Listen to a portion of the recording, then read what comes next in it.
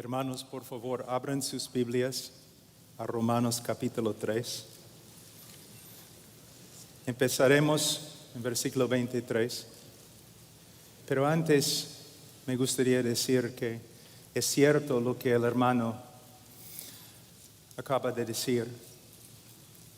No hay hombres o mujeres grandes de Dios. Nunca ha habido, nunca habrá. Solamente hombres y mujeres pequeños, débiles, necesitados de un Dios grande,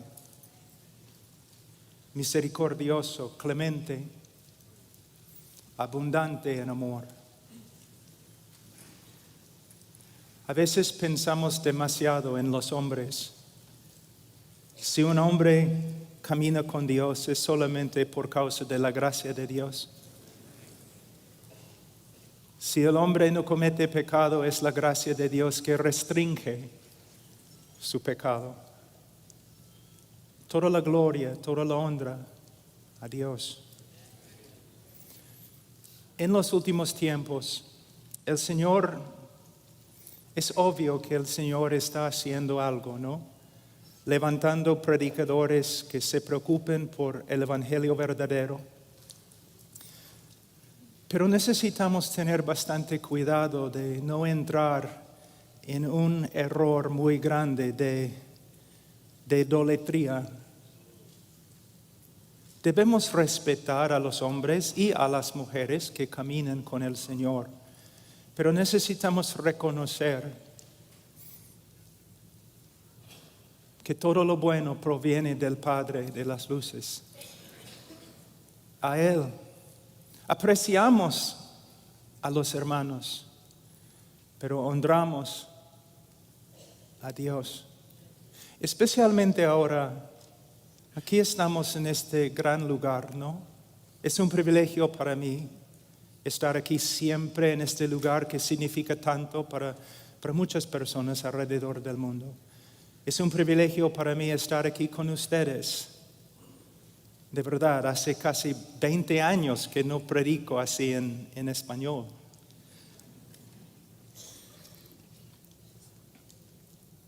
Pero necesitamos darnos cuenta que estamos aquí para ver más de Jesucristo y más de su evangelio. Hermanos, ¿se dan cuenta que a través de la historia de la obra redentora de Dios ha habido personas más nobles que nosotros? Sabios, reyes, maestros, profetas, que buscaban, que anhelaban ver lo que hemos visto.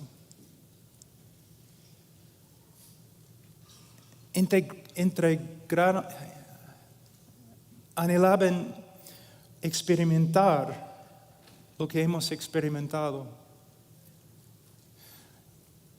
No es una exageración decir que nosotros somos las personas más privilegiadas que han vivido en la tierra. Pero con mucho privilegio también hay mucha responsabilidad. Hemos visto la plena revelación de la gloria de Dios en la cruz del Calvario. Es cierto que es un privilegio, pero la pregunta es, ¿cómo responderemos? ¿Cómo viviremos? ¿Cómo predicaremos a la luz de lo que hemos recibido?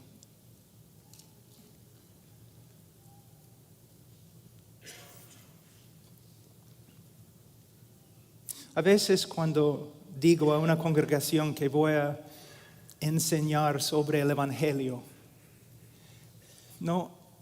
ellos me miran como, ¿por qué? Ya conocemos el evangelio. Hermanos, estaremos una eternidad en el cielo y todavía no comprenderemos todo lo que es el Evangelio. Ni vamos a llegar a las colinas de esa montaña. Un hombre puede dedicar toda su vida, cada día, cada hora, solamente al estudio del Evangelio del Señor Jesucristo. Y al final de su vida, aunque él sea el hombre más dotado, el hombre más inteligente y el hombre más espiritual, al final de su vida, ni la 10ª parte ha visto. Pero esta es nuestra tarea como predicadores. Muchos piensan que la tarea más grande del predicador es predicar. No. La tarea más grande del predicador es profundizar la revelación más grande de Dios en la persona de Jesucristo y luego predicar. Como voy a explicar en mi sermón, en el día de hoy el mundo y la iglesia sufren de un evangelio superficial, predicado por hombres superficiales, con doctrina superficial. Hemos recibido, hermanos, una mayordomía más grande que los reyes y los presidentes. Y tenemos que responder correctamente con temor.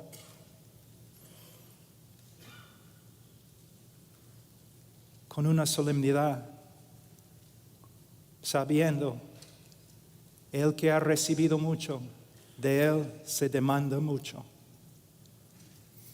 Ahora, vamos a Romanos capítulo 3, versículo 23. Por cuanto todos pecaron y no alcanzan la gloria de Dios, siendo justificados gratuitamente por su gracia por medio de la redención que es en Cristo Jesús, a quien Dios exhibió públicamente como propiciación por su sangre a través de la fe, como demostración de su justicia, porque en su tolerancia Dios pasó por alto los pecados cometidos anteriormente, para demostrar en este tiempo su justicia, a fin de que Él sea justo y sea Él que justifica al que tiene fe en Jesús. ¿Dónde está pues la jactancia? Queda excluida. Queda excluida. Oremos.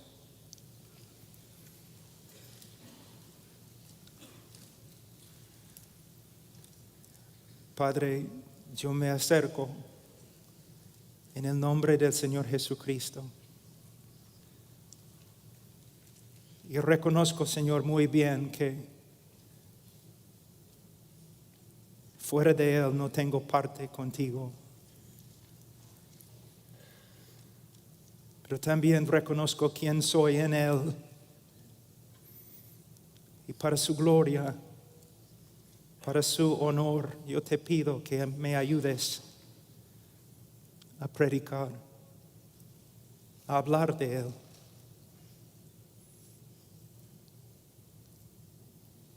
Señor, aun cuando predico en mi propio idioma, cuando hablo de Él, mi sermón es patético. Cuánto más te necesito hoy. Solo quiero, Señor, que Él sea glorificado. A Él, a Él, a Él, a tu Hijo sea la gloria. A Él, a través de su cruz. En nombre de Cristo Jesús. Amén. Antes que empecemos, me gustaría saber a qué hora tengo que terminar. No hay reloj aquí. Ok. ¿Puedes así para mí? Oh, ya. porque si no voy a predicar 5 horas. La palabra evangelio proviene de una palabra griega que significa buenas o gratas noticias. Son las mejores noticias, las mejores. Este mensaje tiene preeminencia. No es un mensaje entre mensajes, hermano. Es el mensaje de todos los mensajes. Y el evangelio, de verdad, buenas noticias, pero necesitamos darnos cuenta que para entender las buenas noticias, también tenemos que entender las malas noticias. Y este es un problema en el día de hoy. Si amamos a los hombres, vamos a decirles la verdad acerca de su condición ante Dios. Si no predicamos con respecto al pecado, si no nos esforzamos a predicar bíblicamente acerca del pecado, es una de las demostraciones más grandes que nosotros nos amamos a nosotros mismos y no a los demás. Si yo te amo, si soy un hombre de integridad, si soy un médico de integridad y me doy cuenta que tú tienes cáncer, yo tengo que darte las malas noticias, y si no, soy hipócrita. Soy un monstruo de iniquidad. Hay muchos pastores y predicadores en el día de hoy que predican como predican porque se aman a sí mismos y no a la congregación y no a los pecadores. Entonces nosotros tenemos que dar lugar a la necesidad de explicar a los hombres que son pecadores. Los antiguos predicadores eran así. Ellos predicaban la ley, ellos predicaban la santidad de Dios, ellos usaron todo lo que pudieron encontrar en las Escrituras para demostrar, para convencer a todos que son pecadores, porque solamente el pecador busca salvación. Y solo el pecador puede glorificar a Dios, de verdad, por medio de recibir la gracia que ahora sabe que necesita. No debemos ser hombres rudos, enojados. Debemos ser hombres misericordiosos, clementes, llenos de amor, pero a la vez nosotros en amor tenemos que explicar, mostrar a los hombres que son pecadores. Y podemos ver esto en este texto, no solamente en los textos que he leído, sino también en el capítulo 3 de Romanos. Podemos ver Pablo con un intelecto único, con una sabiduría de Dios, el apóstol de los apóstoles, el misionero de los misioneros, el teólogo de teólogos.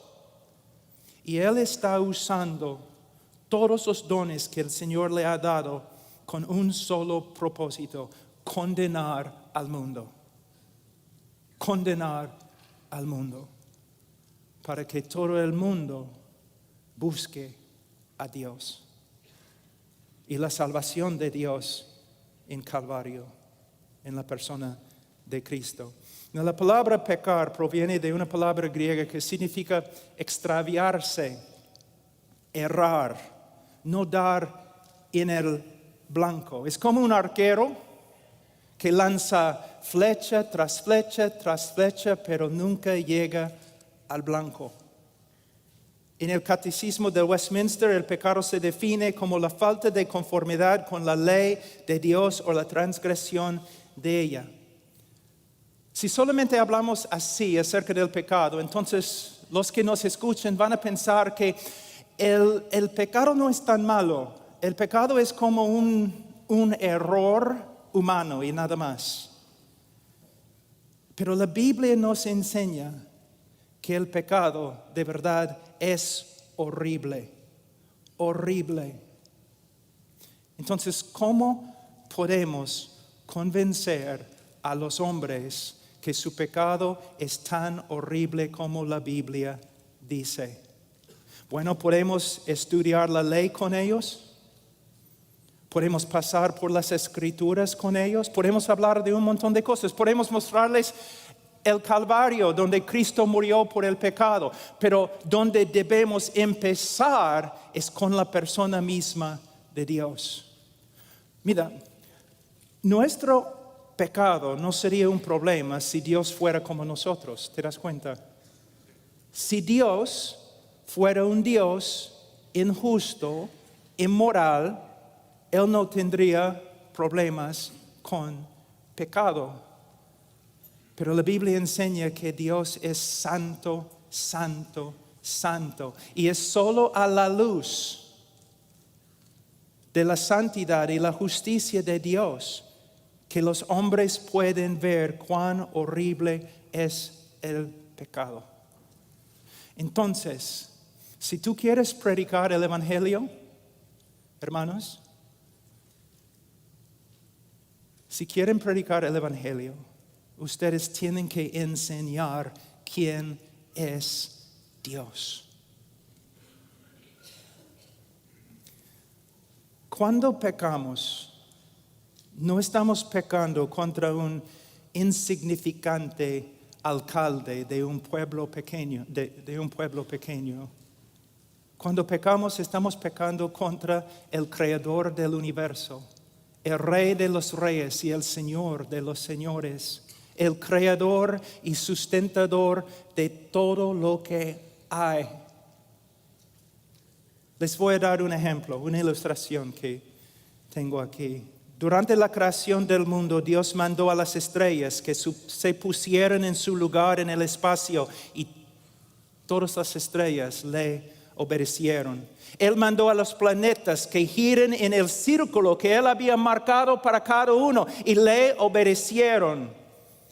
Él mandó a las montañas que se levantaran y Él mandó a las valles que se bajaran y todos le obedecieron.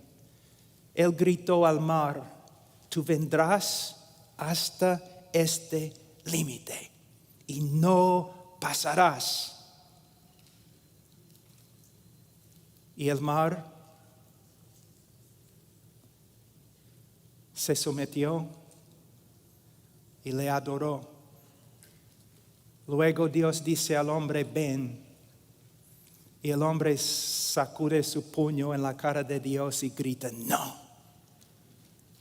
Por eso en el día de juicio, aún la creación, el universo entero se va a levantar y condenar al hombre por su desobediencia contra un Dios que es merecedor de toda honra, toda gloria, nuestra devoción, nuestra vida, cada pensamiento. Él es digno de cada pensamiento nuestro. Es digno de todo lo que tenemos en cuerpo y corazón. Pero le negamos. El hombre no puede ver cuán horrible es el pecado a menos que tenga una idea acerca de lo que la Biblia dice acerca de Dios. Uno de los problemas más grandes en el día de hoy, y voy a leer, predicando el Evangelio, es que los hombres no sepan que son... No, el problema no es que no sepan que son pecadores. Ellos saben que son pecadores, no les importa. Y no les importa porque no saben quién es Dios. Y no saben quién es Dios porque los predicadores no están predicando acerca de Dios. Si yo voy a tu iglesia, tengo una pregunta. Si yo estoy allí 2, 3, 4 años, ¿cuántos sermones voy a escuchar acerca de los atributos de Dios? ¿Cuánto me vas a enseñar acerca de su carácter? Santo, santo, santo, justo, justo, justo. Sus decretos, sus obras, su voluntad. Los hombres pecadores no tienen miedo de Dios porque no saben quién es. Y no saben quién es porque los predicadores no están predicando acerca de lo más importante, el conocimiento de Dios.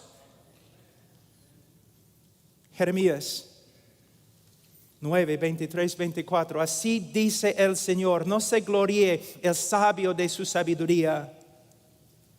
Hay muchos predicadores en el día de hoy que están enseñando, ¿no?, pequeñas verdades para ayudarte a arreglar tu vida.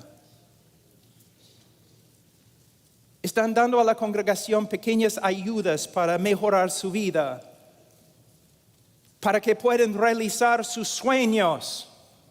Hermanos, somos hombres de Dios.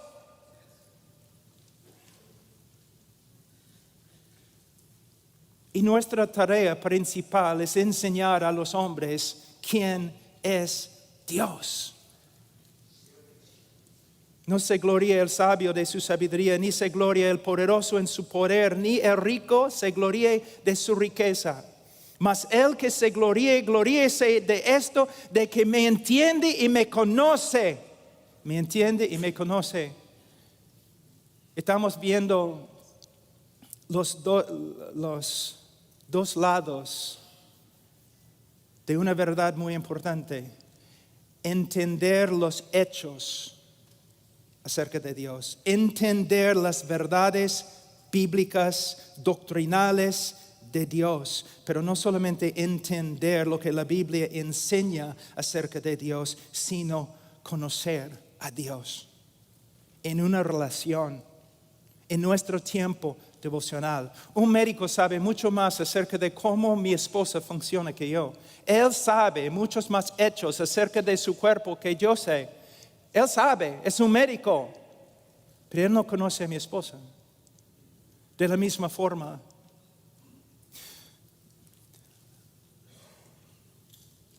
todos nosotros debemos estudiar las Escrituras más. Debemos dejar de correr por todas partes haciendo un montón de cosas que no importan y debemos dedicarnos a estudiar las Escrituras. Horas y horas. No estoy hablando de minutos y minutos y no estoy hablando de simplemente para preparar sermones. Estoy hablando de estudiar las Escrituras para conocer a Dios y para ser transformado por Él. Pero el estudio de las Escrituras es más que simplemente aprender información. Es una relación. Una vida devocional. Oración privada. Si voy a ser un hombre de Dios, yo debo pasar más tiempo con Dios que con los demás. Para que cuando yo salga para hablar con la gente, la palabra de Dios sale de mi boca. Hablando del Evangelio, hermanos, el problema muchas veces somos nosotros, pastores, que no pueden sentarse a los pies de Dios y estudiar su palabra. Necesitamos ser hombres que conocen muy bien a Dios, que temen a Dios, que aman a Dios. Hombres que viven en su presencia. Para que cuando hablamos de los atributos de Dios, su santidad, su justicia, su amor, su misericordia, su ira,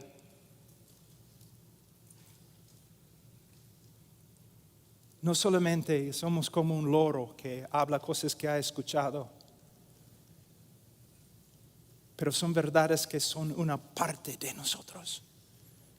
Hermanos, ustedes pueden aprender cómo predicar el Evangelio mejor por medio de esta conferencia.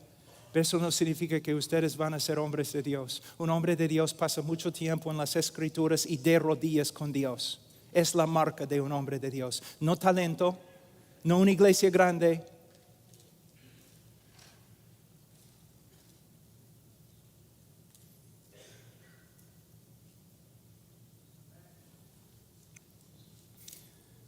El que se gloríese de esto, de que me entiende y me conoce, pues yo soy el Señor que hago misericordia, derecho y justicia en la tierra, porque en estas cosas me complazco, declara el Señor, tu ambición más grande debe ser, si quieres ser un predicador del Evangelio, tu ambición más grande debe ser el conocimiento de Dios.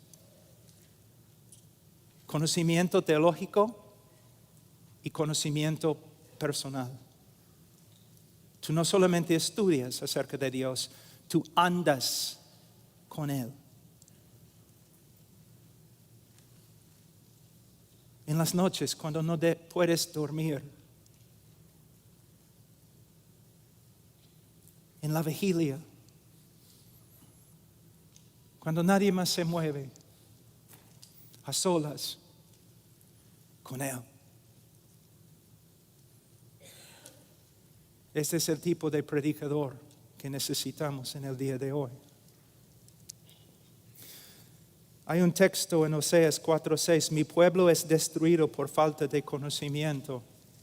Por cuanto tú has rechazado el conocimiento, yo también te rechazaré para que no seas mi sacerdote. Como has olvidado la ley de tu Dios, yo también me olvidaré de tus hijos. ¿Cuál fue el crimen más grande de Israel? Una falta de conocimiento de Dios. Y los padres, los sacerdotes, los maestros en Israel, ellos eran básicamente ignorantes de la revelación de Dios. Y por causa de su ignorancia, sus hijos espirituales sufrieron.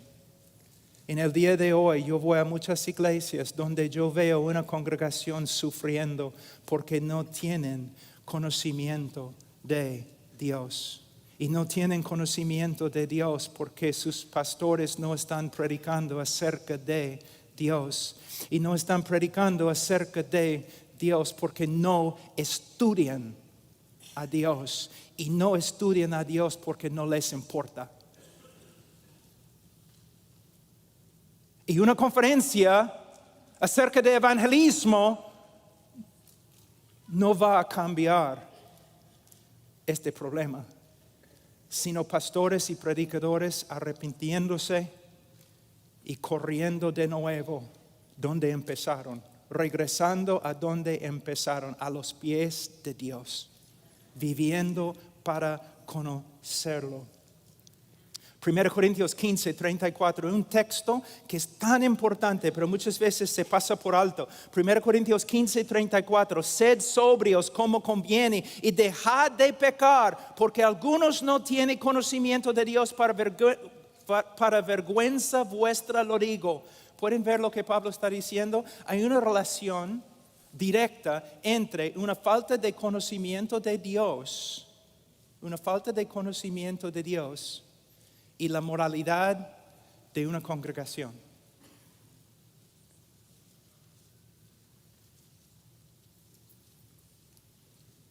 Tú me dices, pero Pablo, ¿qué tiene que ver con evangelismo?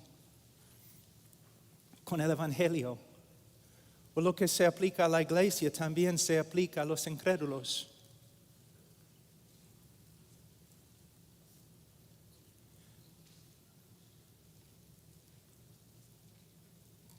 Cuando no hay un conocimiento bíblico de Dios, los hombres van a crear a su propio Dios. Y este Dios que ellos creen es nada más y nada menos que una reflexión de ellos. Entonces no tienen miedo del día de juicio, porque el Dios que ellos esperaban es exactamente como ellos.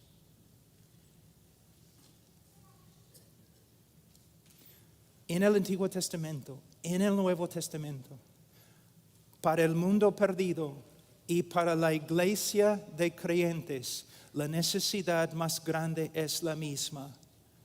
Hombres que conocen a su Dios y que predican su Dios a los demás.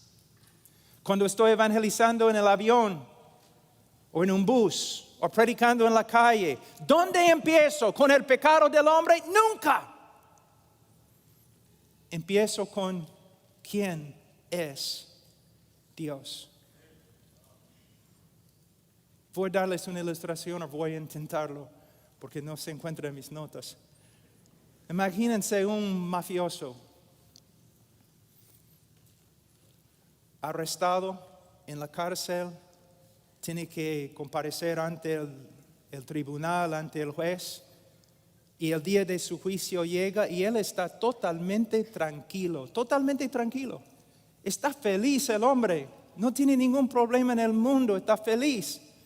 Los guardias vienen, lo llevan a la corte, todavía está feliz, riéndose, hablando, tranquilo. ¿Por qué? Ha comprado al juez. Él sabe que el juez es suyo, que el juez es tan corrupto como él. Entonces está feliz. Pero cuando entra al tribunal y ve que el juez corrupto ha sido cambiado por un juez justo, su actitud cambia.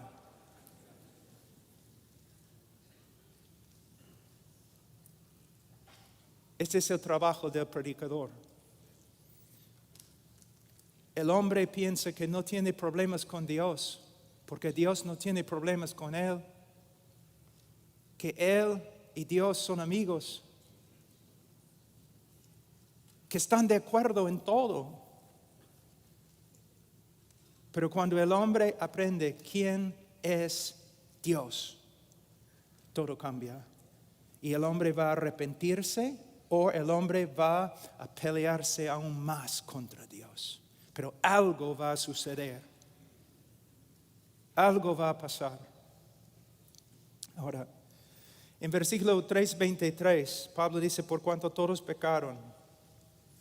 Y hemos demostrado que nadie puede entender esta frase, excepto a la luz de los atributos de Dios. Entonces, pastores, predicadores, evangelistas, dedíquense a predicar los atributos de Dios. Pero también él dice acá, y no alcanzan la gloria de Dios. Si estudias la historia de interpretación con respecto a este texto, tú vas a ver una evolución muy interesante que va de acuerdo con las ideas de nuestra cultura.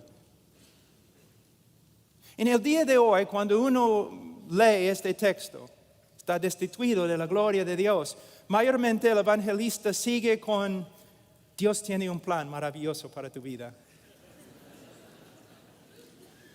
Y Él no puede lograr este plan en tu vida porque no quieres. Dios tiene tantos sueños para ti. Él quiere hacer tantas cosas lindas y todos los deseos y ambiciones que tú tienes, Dios está tratando de lograr en tu vida, pero tú no quieres trabajar con Él para lograrlos. El texto no tiene nada que ver con eso, hermanos. El texto hay que interpretarlo a la luz de Romanos, del libro de Romanos, especialmente, mira, capítulo 1,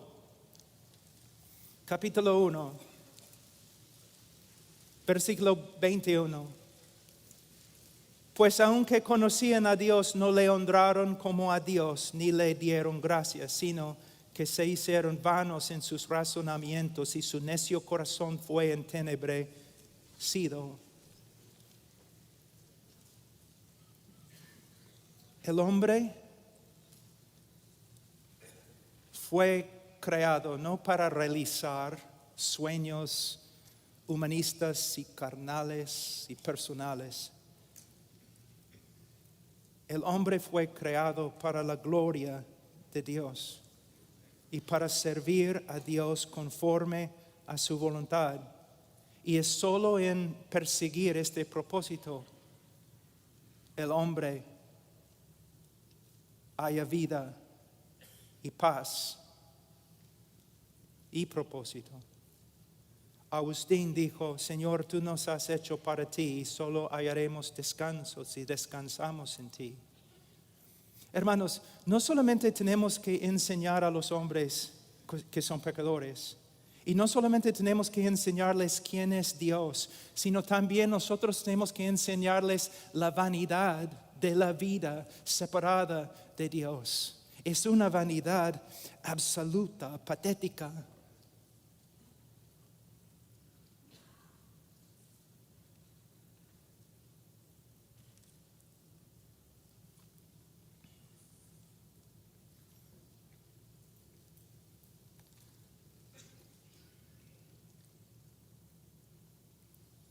A veces cuando estoy predicando así, personas dicen, bueno, este hombre, él habla tanto de pecado, siempre, siempre, siempre. Habla de la vanidad de la vida, siempre, siempre, siempre. ¿Por qué? Yo he predicado muchos años, 35 años.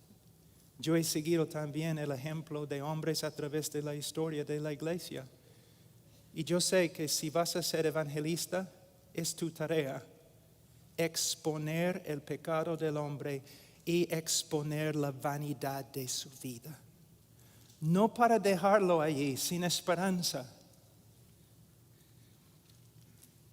sino para que vea que su única esperanza es la gracia de Dios comprada por Jesucristo.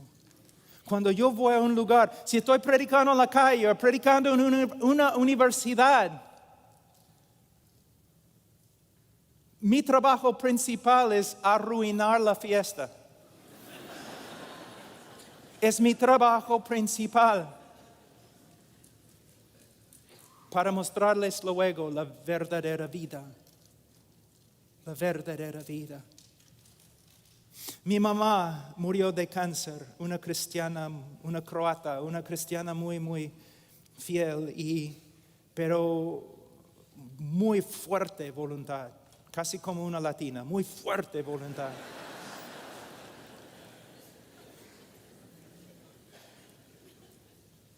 No exactamente como una latina, porque me casé con una latina y ella tiene una voluntad mucho más fuerte que mi mamá.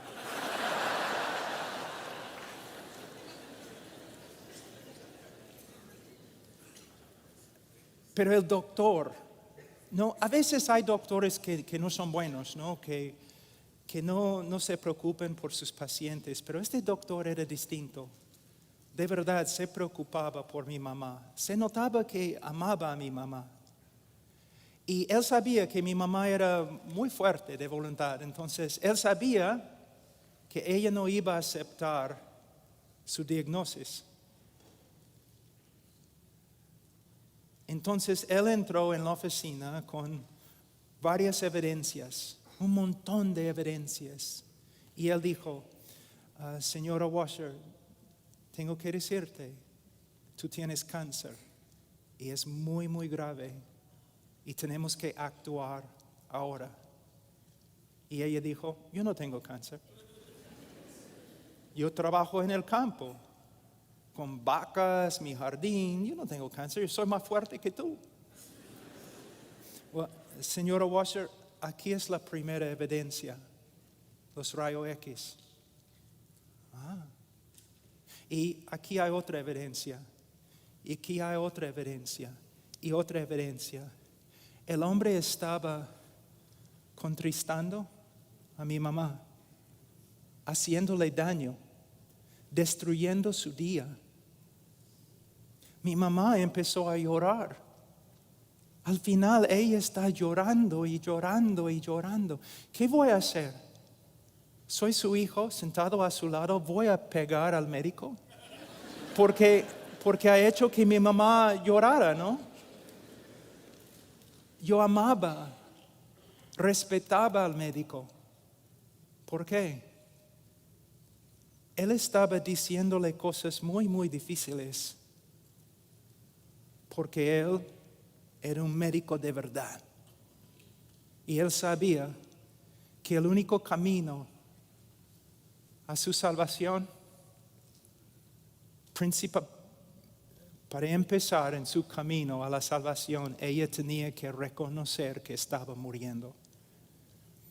De la misma forma, cuando predico a los hombres, especialmente en la calle, no voy a ser rudo o enojado, cortante con ellos, pero poco a poco yo voy presentando las evidencias, destruyendo los argumentos rompiendo, cortando la insulación alrededor de ellos, hasta que comiencen a ver, caramba, estoy perdido, mi vida no tiene sentido. Y a veces, hermanos, horas, a veces días, a veces meses con una persona hasta que vea.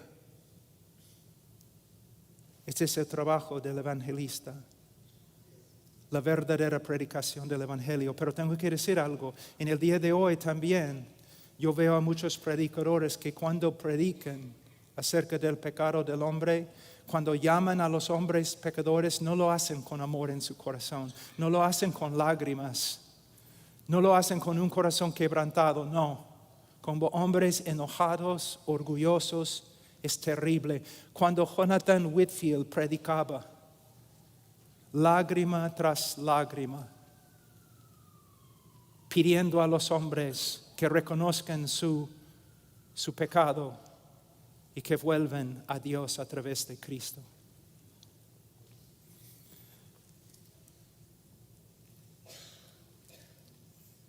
Voy a ver algunos textos simplemente para mostrarles cómo debemos usar las Escrituras para convencer a los hombres que son pecadores.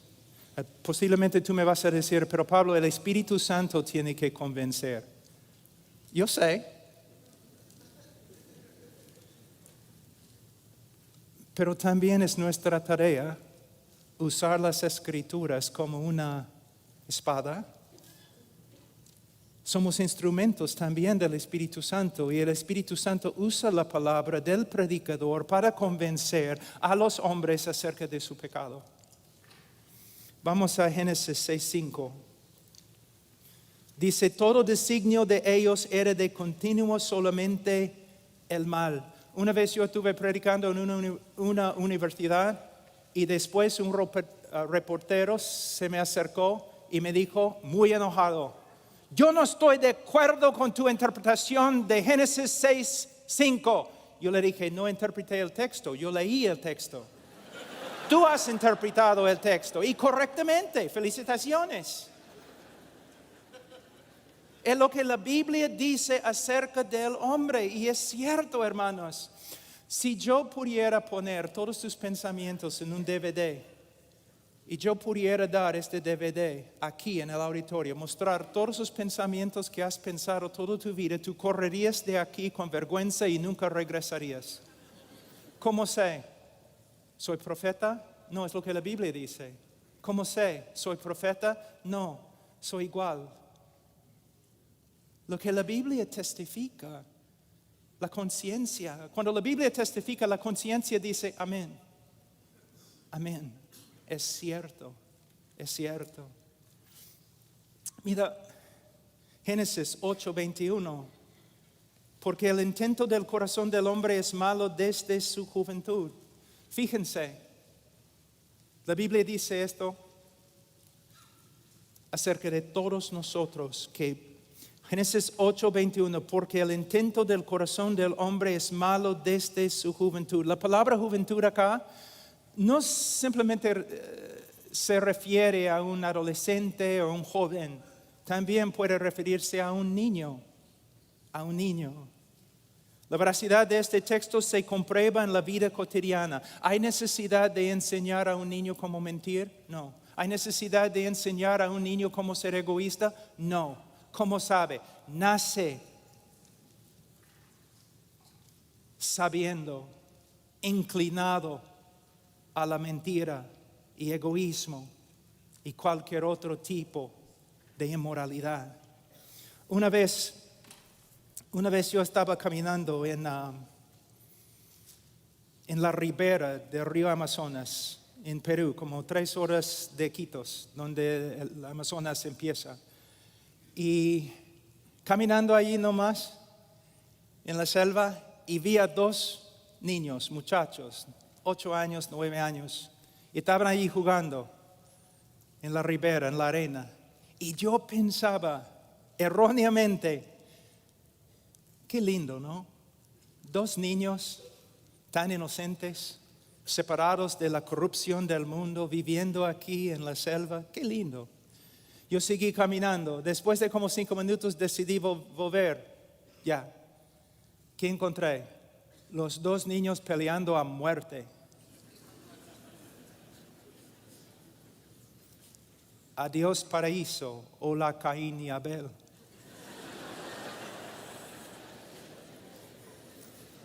Imagínense un niño un ratito, y lo pones en un cuarto con los mejores juguetes del mundo, los mejores juguetes que existen.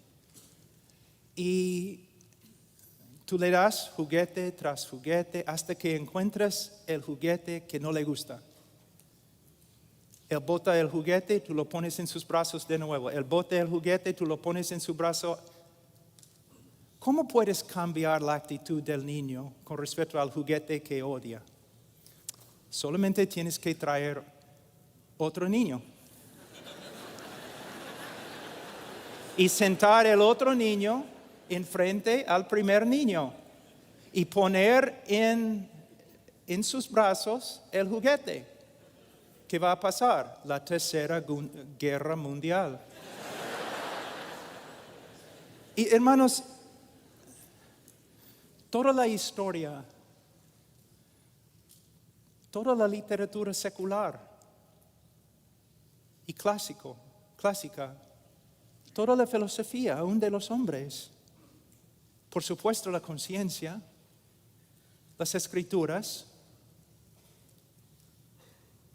los periódicos hasta el día de hoy testifican que el hombre es pecador. Pero el hombre no es pecador porque peca, sino peca porque es pecador por naturaleza. El texto clásico es Salmo 51:5. He aquí en maldad he sido formado y en pecado me concibió mi madre. Ahora, una ilustración más y vamos a ir, si tenemos tiempo, a la respuesta de Dios con respecto a nuestro pecado. En Isaías 64:6, la Biblia dice: si bien todos nosotros somos como suciedad y todas nuestras justicias como trapo de inmundicia, y caímos todos nosotros como la hoja y nuestras maldades nos llevaron como viento. Yo he trabajado con los leprosos. La lepra es una enfermedad muy, muy grave. Vamos a decir que tenemos un leproso con nosotros hoy. Olemos su hedor, podemos ver la sangre y el pus saliendo de su cuerpo.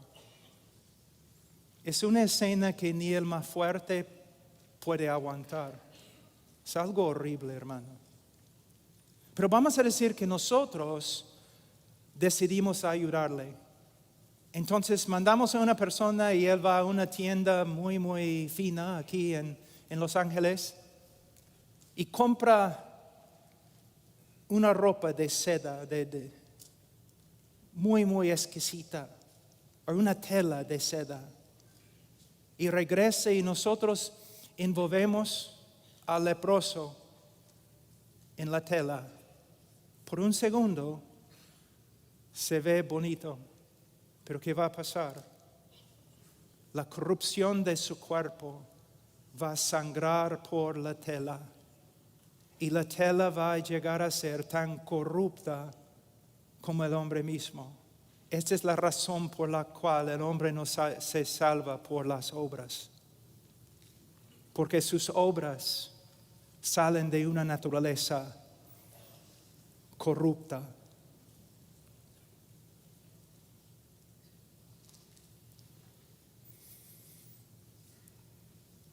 Ahora, un ratito, quiero que vean algo muy importante en Romanos 3. El apóstol Pablo en capítulo 3, versículo 10. 10 a 20. Si tú tomas una clase de evangelismo conmigo, vamos a pasar mucho tiempo en este texto. ¿Por qué? Esta es la conclusión de todo lo que Pablo ha escrito. Aquí podemos ver la estrategia de Pablo en tratando el pecado de los hombres. Él ha usado varios argumentos, pero ahora puesto que también no solamente está hablando a los gentiles, sino también está hablando a los judíos, Él va a terminar con varios textos de las Escrituras, texto tras texto tras texto. Yo hago lo mismo cuando hago evangelismo, con una congregación o con una persona, texto tras texto tras texto tras texto. Hasta que por medio de las Escrituras y el poder del Espíritu Santo que se manifiesta a través de las Escrituras, el hombre pueda ver su pecado. No hay justo ni aún uno. No hay quien entienda, no hay quien busque a Dios. Todos se han desviado, aún se hicieron inútiles. Él está destruyendo con cada texto los argumentos de los judíos. Todos se han desviado, aún se hicieron inútiles. No hay quien haga lo bueno, no hay ni siquiera uno. Y él sigue un versículo después de otro versículo. Y al final él llega al versículo 19 y dice, ahora bien sabemos que cuanto dice la ley, lo dice a los que están bajo la ley. El propósito de Pablo en su predicación del Evangelio,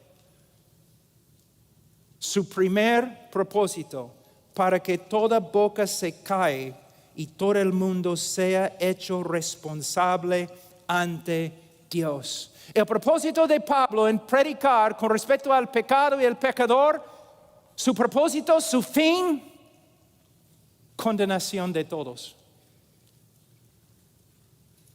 Con los textos es como tienes un pecador acá, ¿no?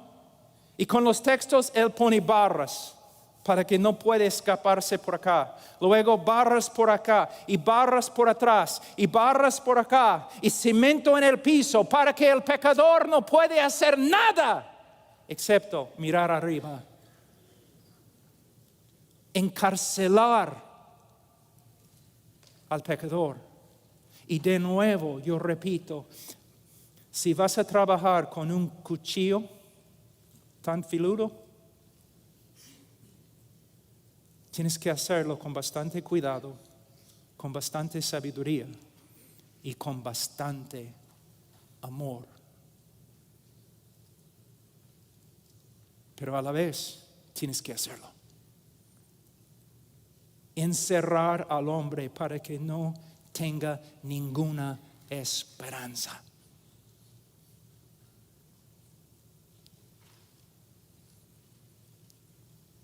Hay una historia de Duncan Campbell durante un avivamiento en Europa.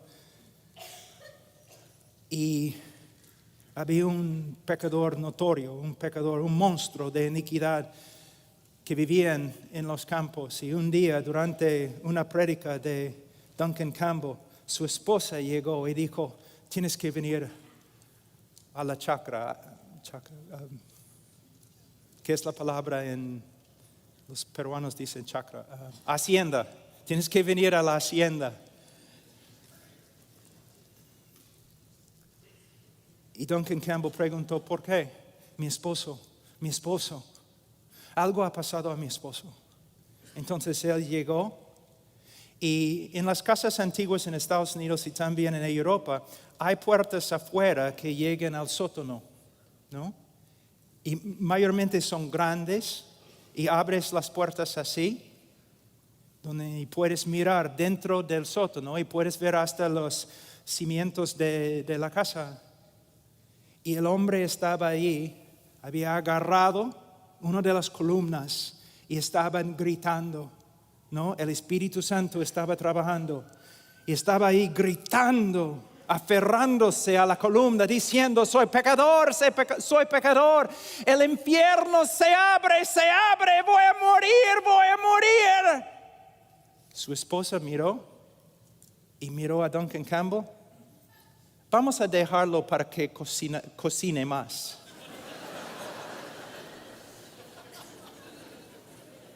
Hermanos, los antiguos predicadores hicieron lo mismo. Muchas veces no pasamos suficiente tiempo operando haciendo cirugía con la palabra de Dios para que los hombres sepan de verdad que necesitan un Salvador. Yo sé, es una ilustración graciosa, pero en serio, yo he estudiado los predicadores de antigüedad. Muchas veces hablamos cosas muy buenas acerca de ellos, pero no es suficiente, debemos imitarlos.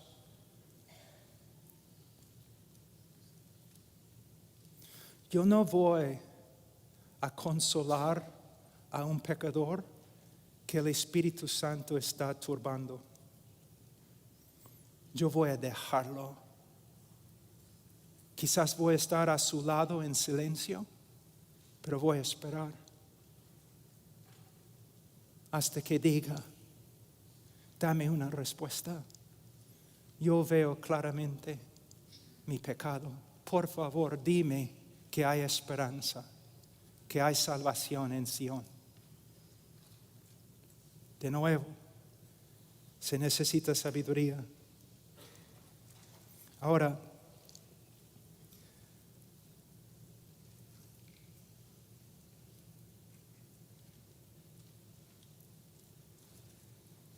el tiempo ya vuela. Entonces, ¿cuánto tiempo más tengo? 10 minutos, ok. Ahora vamos a ver algo de la respuesta de Dios con respecto al pecado del hombre. En el día de hoy es muy popular decir que Dios ama al pecador y que Dios odia el pecado, pero ama al pecador. Y quiero decirles que esta frase, dentro de esta frase hay verdad.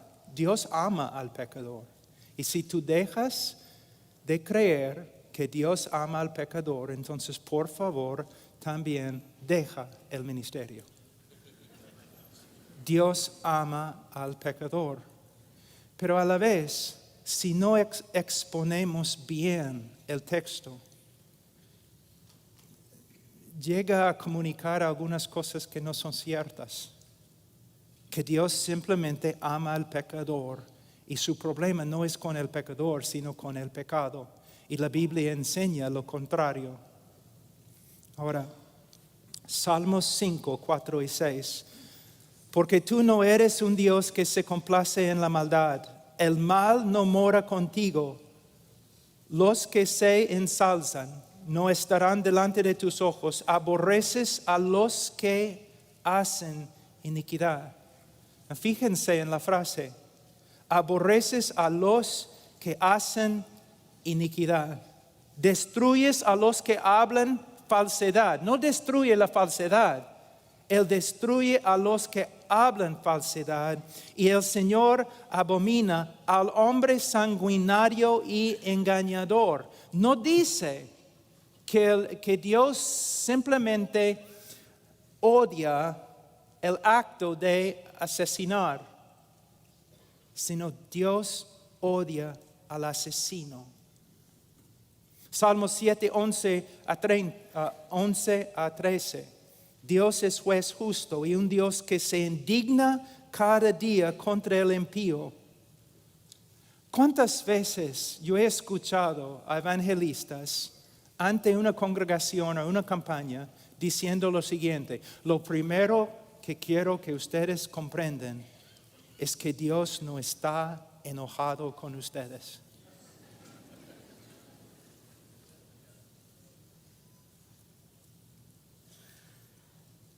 Yo entiendo lo que el evangelista quiere lograr y a veces su propósito es noble, pero él está diciendo algo que no es cierto. De hecho, la Biblia enseña lo contrario. Dice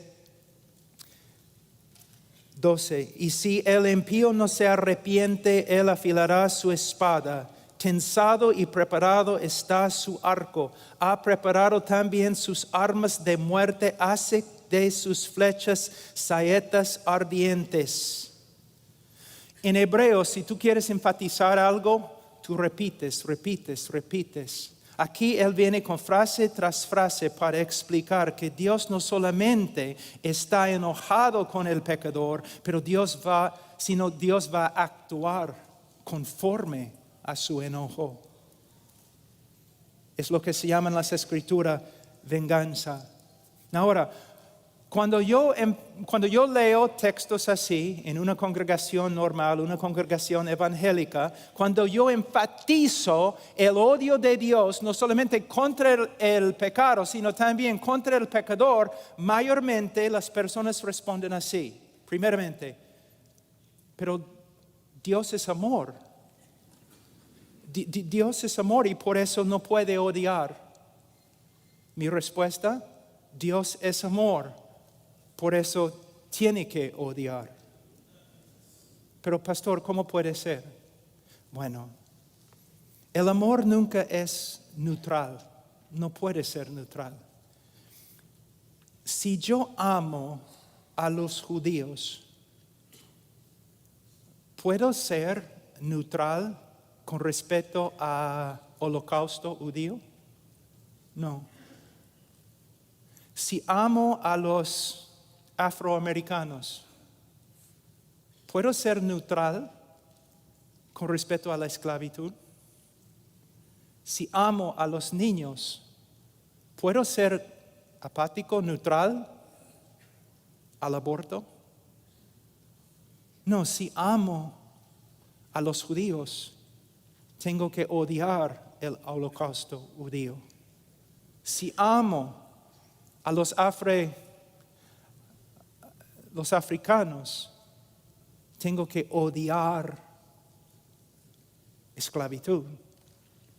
Y si amo a los bebés, seres humanos con almas, yo no puedo ser neutral con respecto al aborto. Yo lo odio. Yo lo odio.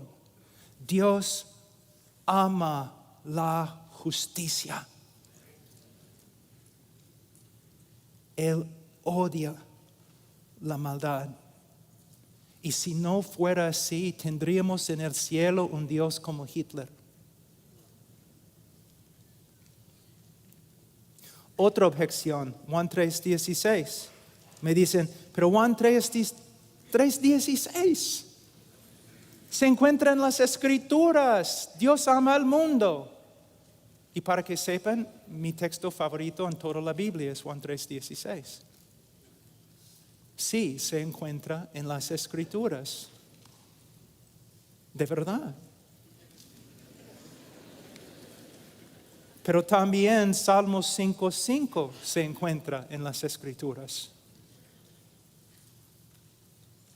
Salmos 5:5 que dice, aborreces a todos los que hacen iniquidad. Aquí es una lección muy importante con respecto a la hermenéutica. La Biblia no se contradice. Si interpretamos un texto de tal forma que contradice nuestra interpretación de otro texto, entonces tenemos un problema. Hemos interpretado uno o dos textos erróneamente, equivocadamente. Como los atributos de Dios existen en perfecta armonía, la palabra de Dios, que es una expresión, una revelación del carácter de Dios, las verdades de la palabra de Dios también tienen que existir en perfecta armonía. Entonces, si vamos a ser cristianos bíblicos, tenemos que afirmar que Dios ama al pecador. Y a la vez tenemos que afirmar que hay una forma de que el odio y la ira de Dios descansa sobre el pecador. A veces yo he escuchado a los evangelistas diciendo lo siguiente: en vez de ser justo contigo, Dios ha sido misericordioso. Esta es la razón por la cual debemos enseñar a nuestros niños la lógica. Porque una persona que dice tal cosa está diciendo lo siguiente: que el amor de Dios es injusto. Si tú dices, en vez de ser justo contigo, Dios ha sido misericordioso contigo, entonces estás diciendo que su misericordia es una contradicción de su justicia.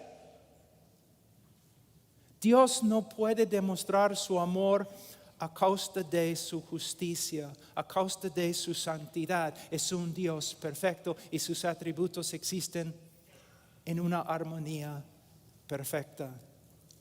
Entonces, me gustaría mostrarles 2 versículos para respaldar lo que estoy diciendo. En el mismo Juan 3:16 tenemos también Juan 3:18. El que cree en el Hijo no es condenado, pero el que no cree ya ha sido condenado porque no ha creído en el nombre del unigénito Hijo de Dios. Dios ama al mundo, Juan 3:16, y Dios condena a todos los que no creen en su Hijo. Versículo 36, el que cree en el Hijo tiene vida eterna, pero el que no obedece al Hijo no verá la vida, sino que la ira de Dios permanece sobre él. La pregunta es, ¿cómo podemos reconciliar estas 2 verdades? Siempre cuando la mente humana intenta reconciliar ciertas verdades, hay limitaciones. Pero podemos llegar a conclusiones bíblicas.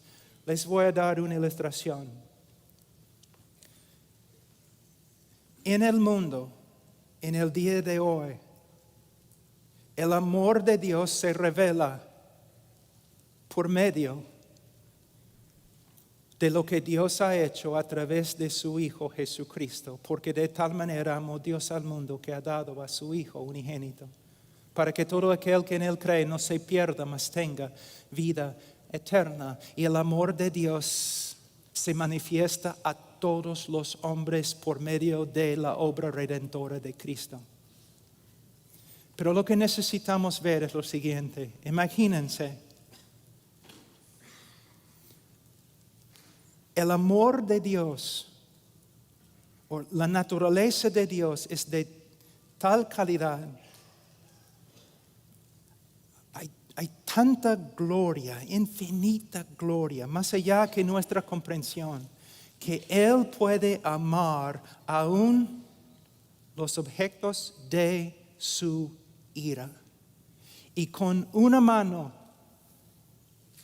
hoy día, a través de la historia, con una mano, Dios está restringiendo su ira. Así. Y con otra mano, Dios está llamando a los hombres que vengan, que vengan, que vengan. Pero un día, en la vida de cada uno, y un día, en la segunda venida de nuestro Señor Jesucristo, Dios va a retirar su llamado y no va a llamar más. Y Dios va a retraer su mano y no va a restringir más su ira. Y todo el mundo incrédulo será inundado, consumido en la ira de Dios. Y nosotros somos predicadores de este mensaje. Un mensaje tan solemne. Personas a veces me critican y me preguntan, Pablo, siempre andas con tanta solemnidad, siempre cuando prediques, es siempre tan serio. Es porque, hermanos, es serio.